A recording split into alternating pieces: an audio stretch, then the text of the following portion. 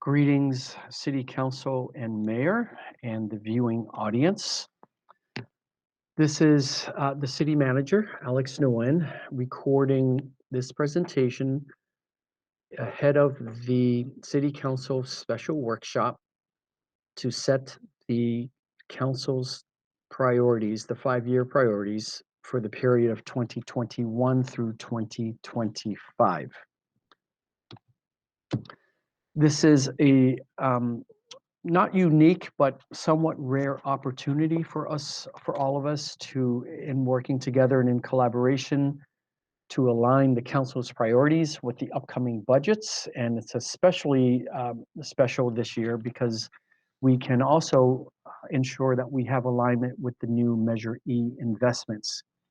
So staff are actually excited by this, or okay, I should say at least I am, by this opportunity to have this alignment that should make our policy direction clear, make our work clear and easier to follow and manage, and also provides a roadmap that allows us all to keep each other accountable.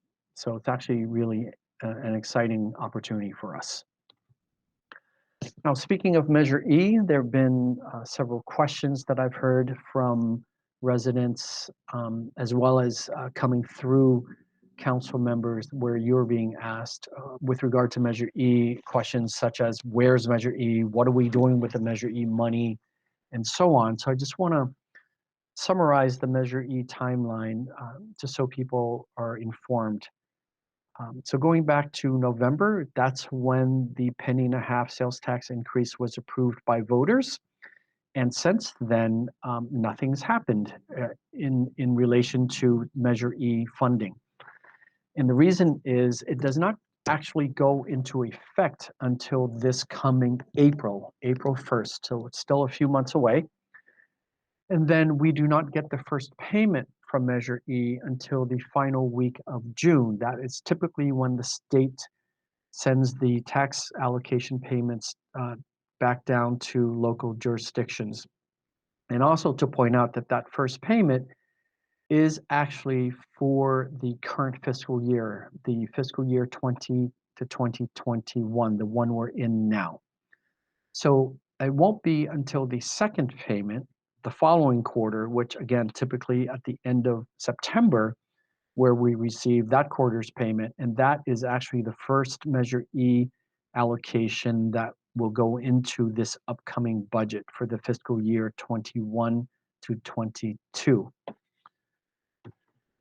And then another question in series of comments that needs to be addressed is the nature of the survey that we've issued recently in order to assist the council to gain public input in terms of understanding community priorities for the council's 5-year priorities. And just to let people know, the survey we sent out is not something that we just made up on the spot a month ago. It's actually based on prior surveys going back to November of 2019, which was when we launched the Join the Conversation and survey, asking the community to share what their priorities were.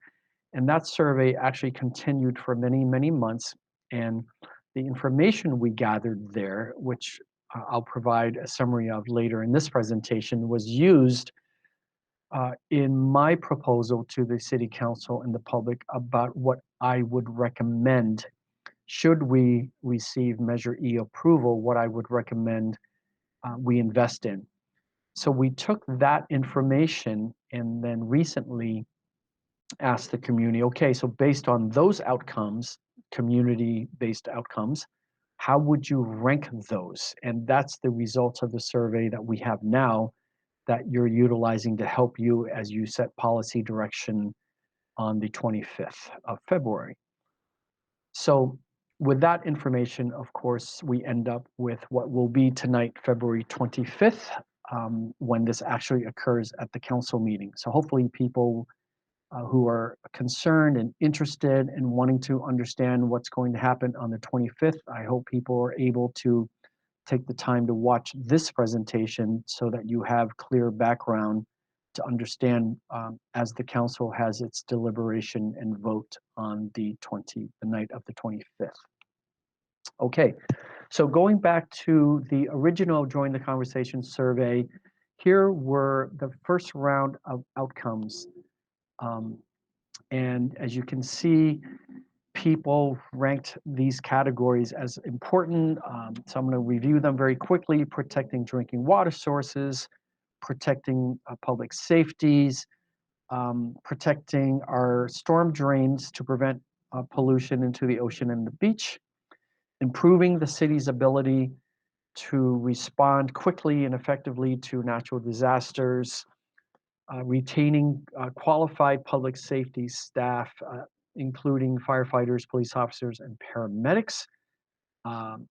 People wanting to make sure we don't have to close fire stations, addressing homelessness, being actually prepared for a major event, medical or catastrophic emergency, something actually we've been living through for a year now with this pandemic, as well as supporting local business through recovery. And I think that those responses may have come during the pandemic. But that, in a nutshell, is what the community told us was most important to them during that time, between November of 2019 and September of 2020. Now, from the survey, we also collected disparate comments that came along with each survey respondent, and in terms of how they bunched up with categories of comments, you can see there were, in addition to filling out the survey, people made extra comments, and a lot of them had to do with the city's landscaping, obviously lack of landscaping, recreation services, streets, concern over streets, concerns over homelessness, maintaining our police, and city's finances. So that's where a lot of the individual comments bunched up into those categories. So based on all of that, we published this at a council meeting in September of 2020, and we've since then published it in several times, the exact same chart here. And again, when I was asking the council to place Measure E on the ballot, this is the grouping of investments that I said I would recommend, and these are still the things I would recommend. And here we can see what those were. Again, this has been out in the public arena since September of 2020, but you can see there are 9 major areas: public safety, landscaping, managing our finances, youth and senior programs, retaining and attracting local businesses and jobs, keeping public spaces clean and safe, restoring our public infrastructure, continuing to address homelessness, and of course, being prepared to recover and for recovery and relief from major events such as, unfortunately, the pandemic that we're still in, but also other major disasters that are certainly a possibility. Talk about more on those topics later as well. All right, so in terms of this process, again, happens every 5 years, so we are fortunate that we get to be at the beginning of this next 5-year period. So the way we've managed this process is in January, we went to each of the 3 city council committees to discuss the council's priorities, a summary and a discussion, to ask the council to help us scope what the main categories would be. The committees did do that. And then after those committee meetings, we issued this more recent follow-up survey, which had a stunning response of over 1,300 separate responses. So those results are highlighted later in this presentation and also are attached to the staff report that is published. And then for where this presentation ends up with the decision-making process on Thursday, February 25th.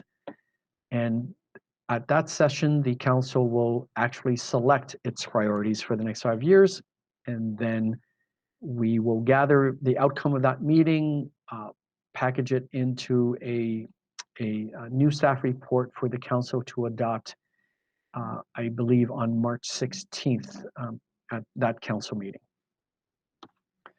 So what are the recommended priorities? Well, there are 5 categories, and 4 of them are a continuation from the last set of priorities, and staff strongly recommended adding public safety as a new category, a 5th category. And the council, at each of the committees, the council blessed adding this category. So that's what we have. Now, here are the results from the most recent survey. So we're going to go through these 5 categories, and I'm going to just highlight the outcome of the results. So in the category of economic development, again, we want to focus on retention and expansion of Oxnard businesses by increasing the skills and employability of our local workforce. Also, obviously, be open to and invite and attract new business investments where possible, as well as looking for opportunities for to target site-based redevelopment opportunities, such as existing but mostly vacant strip malls, areas like that. And there's well, let me just go through here. So in terms of the survey results, here's what we're getting in terms of the ranking. At the top is the focus on business retention and expansion. Second is to renovate 4th Street between downtown and the train station to create a safe connection between the transit center and downtown. Third is to train and prepare residents for employment at local businesses through the Oxnard Employee Pipeline. Fourth, focus on new business attraction. And 5th, create a new Zocalo in South Oxnard. So this category, there's one thing I want to highlight is my very, very, very strong recommendation to have a shift in our approach and philosophy towards economic development. And the key thing here is to focus on business retention and expansion. We have many, many, many very, very good companies, corporations, large and small, lots of businesses here in Oxnard that actually provide a lot of jobs. And my concern is many of them employ people who don't live here in Oxnard. And while there's nothing wrong with that, what concerns me is many of the residents who do live here in Oxnard, for a mix of reasons, are not qualified to go into many of these jobs, and therefore they are leaving Oxnard every day to go to jobs, and not necessarily jobs that pay sufficient wages. So the key thing here with this very, very strategic shift in how we approach economic development is to simultaneously benefit our existing businesses as well as our current residents who are in many cases in need for better jobs, local jobs, better paying jobs, and more specifically, better jobs that have health benefits. So if we focus on this, and I believe we can achieve this, we will be benefiting, again, our businesses and our residents. So we will be excited to talk more about this in the near future. Next category, quality of life, to restore and increase quality services and programs that enrich Oxnard's diverse community, promotes safe neighborhoods, encourages community engagement, and supports our residents in their efforts to improve their quality of life. And there were 8 items here, and here's how they ranked. First and foremost, at the top of the priorities ranking is to restore youth programs. Next, to continue to address homelessness. After that, restore senior programs. Fourth is to launch the Oxnard Arts Academy for local youth in South Oxnard. Next, fifth is to build the council-approved new senior center. After that, in sixth place, renovate the multi-service center at Camino del Sol. And after that, build an aquatic center in South Oxnard. And finally, reopen the Carnegie Art Museum. Next category, public safety. These all ranked a lot closer. Certainly the first six categories ranked pretty close. So here we go. Of course, number one, maintain 911 emergency response times. After that, maintain fire protection, and then increase homeless intervention. Next, restore and possibly increase the paramedic squads. After that, restore the neighborhood policing program. And then after that, create a modern disaster preparedness program to prepare the city for response and recovery from earthquakes, flooding, and other disasters. I'm actually going to touch on that one a little bit more later. And then the final two, install security cameras throughout the city. And finally, in eighth place, establish a lifeguard program. So that's how the community in this recent survey ranked public safety items. All right, after that, infrastructure and natural resources. Here we go. 11 items there. One, restore the street paving. Two, restore maintenance of parkways and medians. Three, restore maintenance of city parks and public spaces. Four, restore proper tree trimming.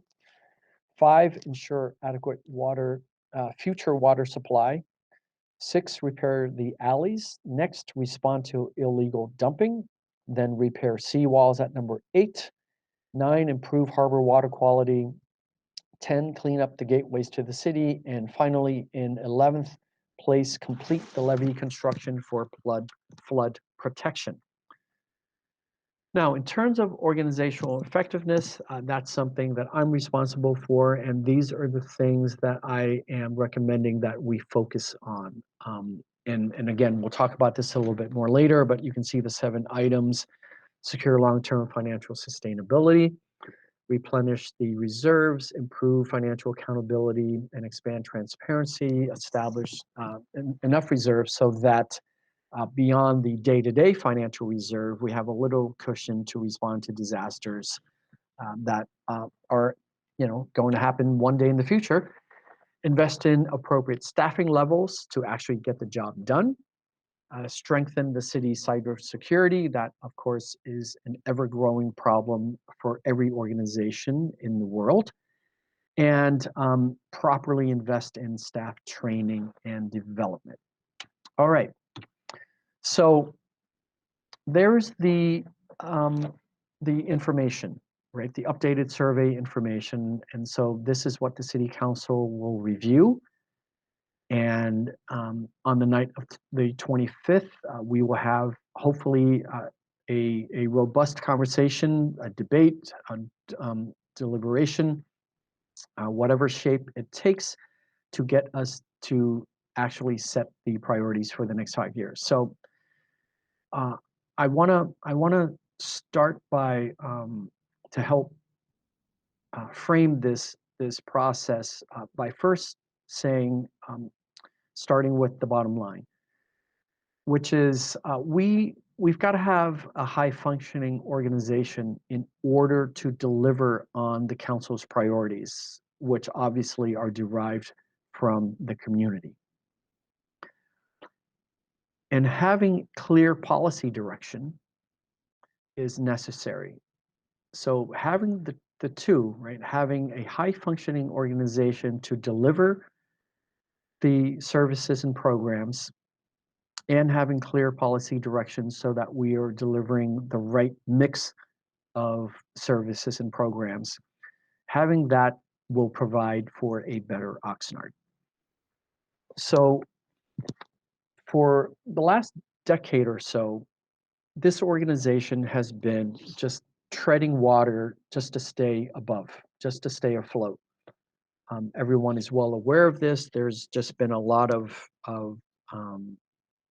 discombobulation, a lot of controversy, a lot of instability, um, certainly structural fiscal problems and what have you. But it's just been a lot of chasing the most recent crisis, chasing around addressing urgent matters that arise. And when an organization is bogged down in that mode, unfortunately, you you neglect the rest of the items that are important, which is part of the explanation of why the city is in the condition that it's been in recent years. Although I will say that it's certainly gotten much better. But the bottom line is, if you're always chasing what's urgent, you're going to inevitably be neglecting what is also important. And that's just not a good mode for an organization to be in, and certainly not City Hall, a municipal government that is, tasked with providing a slew of public services. Okay, but over the last few years, we have made some significant strides, and I'm happy and proud to say that we're almost ready to swim. So we're going to go from treading water, which is, by the way, this is exactly what I look like anytime I'm in a body of water. It's not pretty, but we're prepared to swim now. And when I say almost ready, it's because I have to acknowledge that even with all the good work we've done and with the many bright spots throughout our organization, we have a lot of talented people. We still don't have everyone we need. We still don't have some of the key positions filled. Again, having to do with years of budget reductions and so on. We're not a fully realized team yet, although we are ready to swim. We're not going to win any Olympic gold medals or any medals. Forget the gold, silver, or bronze in the swimming competition. But we are ready to swim, and over time we will become a high functioning organization, and will win those medals in due time. Having said all that, though, having gotten the organization from mostly treading to now mostly swimming in a direction, what we need from the city council is clear policy direction. So I can lead, well, not just me, um, all of our management. We can lead the organization. We can lead City Hall. We're prepared, but we need to know where we're going. And that is not up to the city manager or the staff. That is up to the city council.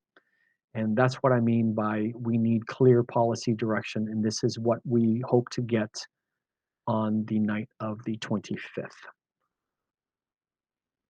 So the framework that we've proposed all along, again, part of it is we've got to turn City Hall into a high functioning organization. Otherwise, we're not going to be able to deliver on these priorities. Clearly, after years of structural deficits and reductions and struggling, we understand that we need to restore many services and programs for the community. But also, as we look to the future, it is also realistic to be aspirational and add a few, not a slew and not a long list and not a wish list, but a few key major investments that will make the city a better place for all of us. So please keep these three ideas in mind. Now, there are two things that I really want to advocate for. So one, of course, is the organizational effectiveness. Again, if we don't continue to improve in this area, it's going to be difficult to deliver on these services and programs. But I'm also, as we've gone through this pandemic for this entire basically 12 months now, I'm also need to be mindful of the fact that during this year, had there been just another major event, be it an earthquake or a flood or a mass shooting, we would have been in just so much trouble in this community. Um, it's we've been um, as fortunate as possible to get through this last year in relatively good shape as a city as a whole, even recognizing that there have been loss of life in our own community to the pandemic. But we as a community are not truly prepared for a major disaster. Again, be it an earthquake, be it a mass shooting, be it a flood situation. And it is something that I really, really, really, really want this city to focus on. And I look forward to talking about this more in the future. But these are the two things that I want to push for most as a city manager in order to, again, deliver on the council's priorities, but also to ensure that the city, not just City Hall, but the city as a whole, the entire community, the residents and businesses, that we can become ready and truly resilient for the next major event. Okay, now I've talked a lot about how a 5-year priority session and setting session and the priorities themselves should really be focused on the 5 years.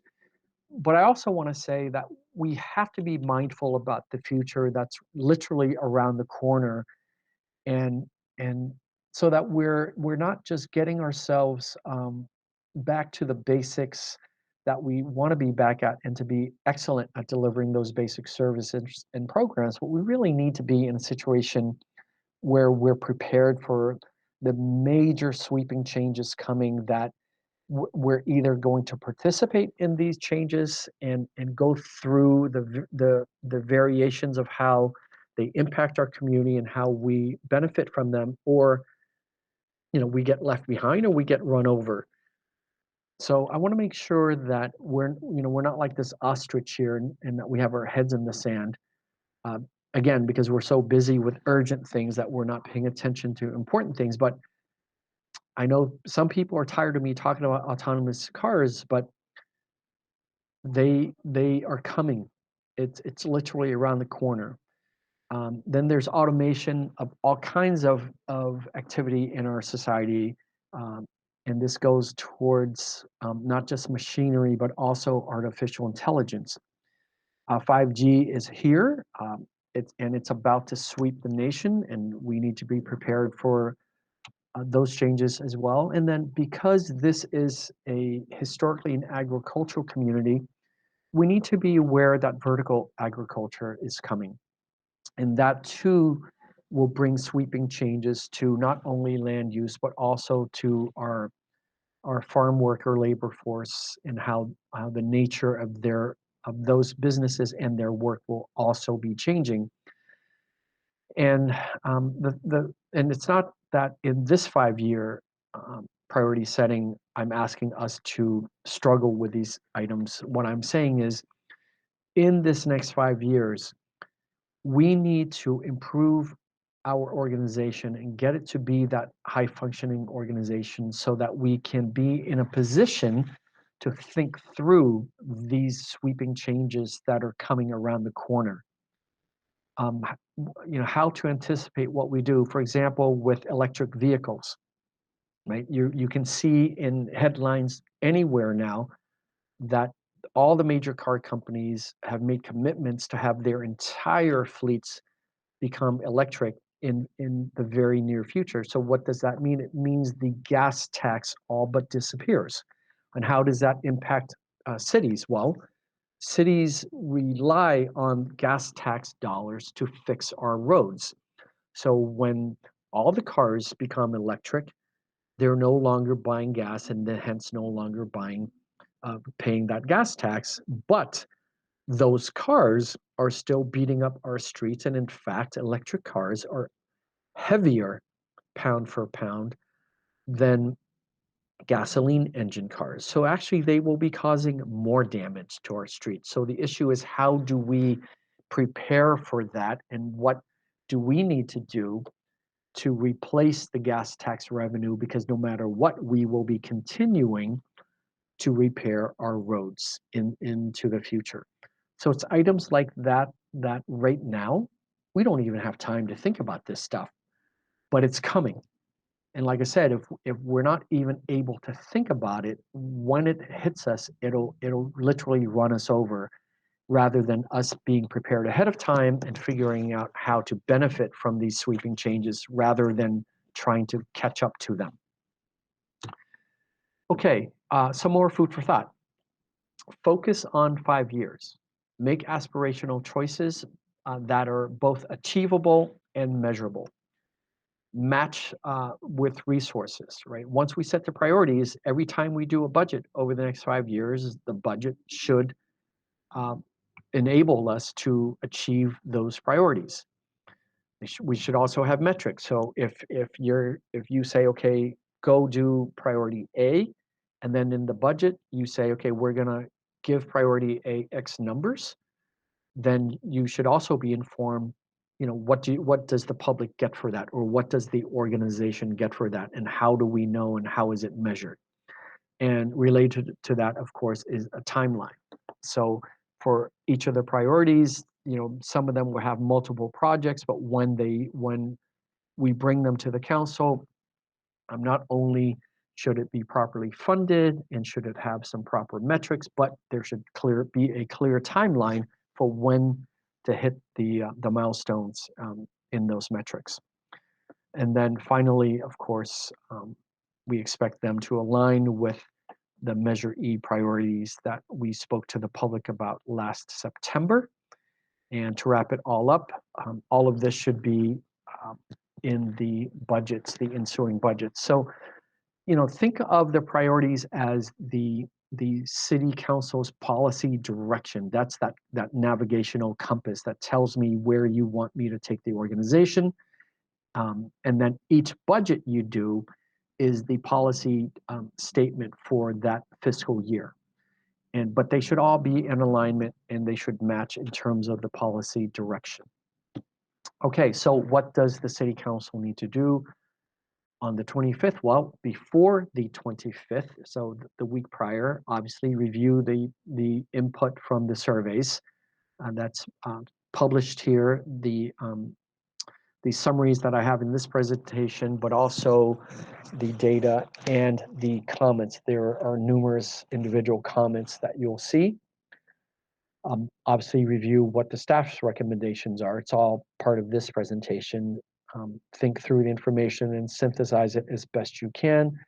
And then on the night of the 25th, obviously there will not be a presentation. This is it. And then you'll take public comment. And then the council will discuss and debate the priorities and ultimately select the 5-year priorities for the years 2021 through 2025. I will do my best to help frame the conversation, the discussion, and the debate that night, and help walk us through the process so that we can establish the priorities. So again, here they are. Economic development, there were 5 in this category. There were 5 items that people ranked, and here is the ranking. For quality of life, there were 8 items, and here is how they ranked, 1 through 8. And then public safety, also 8 items, and they're ranking there. Infrastructure and natural resources. Now you can see this slide has an addition to it from the one at the beginning, although the information is the same. But we are recommending that the items of restoring maintenance of parkways and medians, restoring parks, maintenance of parks and those public spaces, and tree trimming. Think of this as all the things we do with greenery. So these can be collapsed into one item because it comes from the same divisions in public works, and it's very related work, and makes sense to us that this is one grouping. And on organizational effectiveness, again, same information. What I recommend is we combined replenishing the city's financial reserves with establishing a sufficient reserves.